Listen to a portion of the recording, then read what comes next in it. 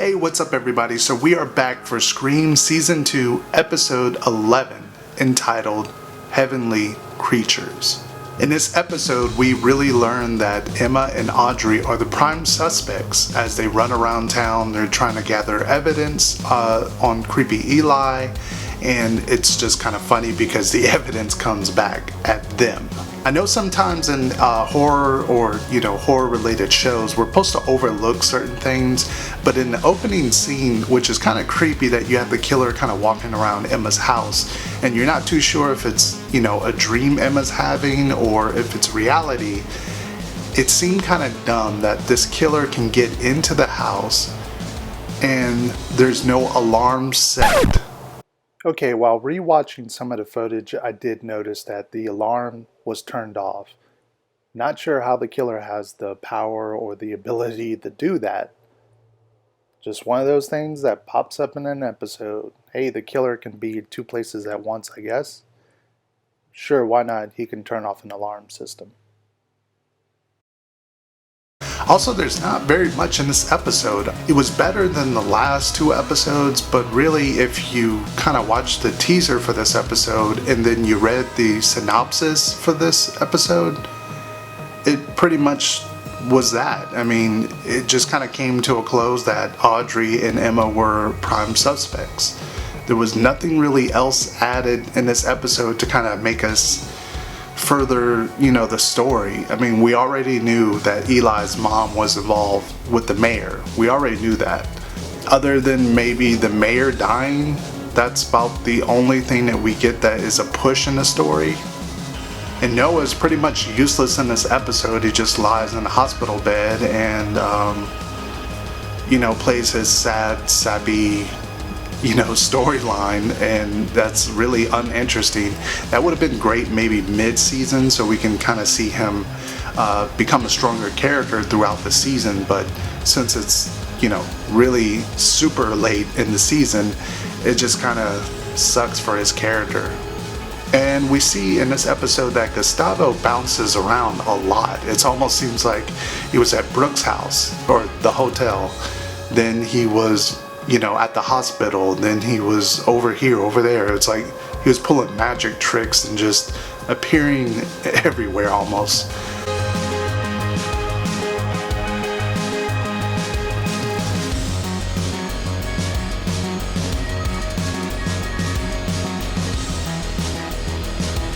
I mean, in this episode, you can kind of start picking off who's the killer and who's not the killer. Even though Emma could be the killer, she wasn't the killer in this particular episode. A two-killer scenario, it's going to be two of those, and it's got to be a really good reason. Really, all signs I'm thinking are pointing to creepy Eli and Gustavo as far as being the killers. That's just my personal selection. I know a lot of people keep thinking it's going to be Emma's boyfriend, and that'll be a surprise, but who else would be his accomplice? That makes no sense. It seems to be a lot of characters making dumb moves.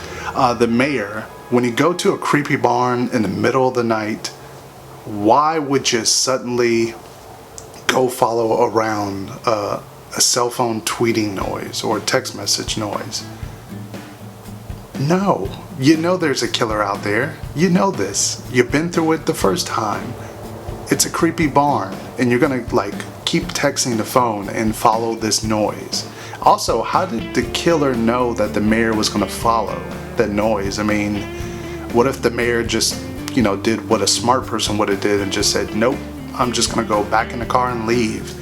I mean, what would the killer have done then? It's almost like the killer set this all up to lure the mayor to that back part, to kill him, and then to set up for Audrey and Emma to come there to be the suspects.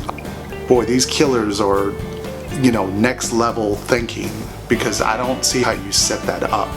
Also, another dumb thing I noticed, when they walk into the barn and they see the mayor is on his knees, he has, the pitchfork in his chest, he's bleeding, he pulls it out, blood everywhere. Wouldn't you call 911? Wouldn't that be up there, like number one, maybe like number two? No, instead they run over to the mayor, put their hands on his chest, and then hear a noise and decide to pick up the weapon and then run towards the killer, or the sound basically, never thinking to call 911 and leaving the mayor just pretty much dying. So let's go on to predictions for the final episode, entitled When a Stranger Calls. Just as we saw, we know that Audrey and Emma are being taken to the police station. We know that something's going to happen and it's going to be cut short, as the killer doesn't want them to get, I guess, that far to the police station. And we also know that Piper has one last surprise basically for everybody. We know that Emma and Audrey are going to have to face the killer and basically unmask he or she. We also know that there is some conflict between, obviously, Creepy Eli and Karen, as they're going to confront each other in a very heated scene. And we learn by that scene that Creepy Eli was interrogated for 3 or 4 hours, so he could very well be a suspect. Who do you think the killer is going to be? This is your final chance to put your vote in for who it's going to be. Is it Gustavo? Is it Karen? Is it Creepy Eli? Is it his mother? Who could it be? Could it be the cop? Could it be Emma? Who knows? Make sure to tune in right back here so we can discuss the final episode and discuss all the greatness, or hopefully the greatness that's going to be in that episode. If you enjoyed these, please make sure to give it a thumbs up.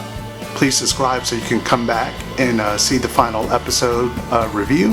And until next time, peace.